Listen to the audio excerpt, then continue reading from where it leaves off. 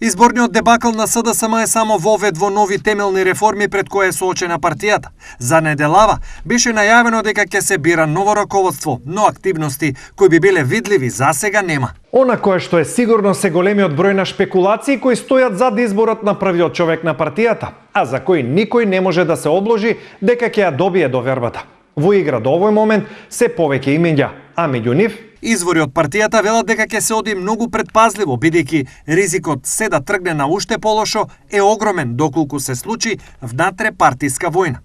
Во однос на имињето од поодамна се споменуваат директорот на ТИРС Јован Деспотовски, Венко Филипче, Зоран Заев, Стево Пендаровски, а како последна во низата можни се споменува и министерката за одбрана Славјанка Петровска. Освен овие потенцијални председатели, во опција сигурно ќе влезат и други, но извори на ТВ Стар од партијата вела дека клучна ќе биде поддршката од базата. Во оваа насока се алудира на Зоран Заев или Венко Филипче, зад кои веќе стојат силни партиски ограноци. Освен авторитет, искуство и програма, новиот председател треба да обезбеди и финансиска конструкција која е многу важна за партијата да функционира на високо ниво, објаснуваат нашите соговорници.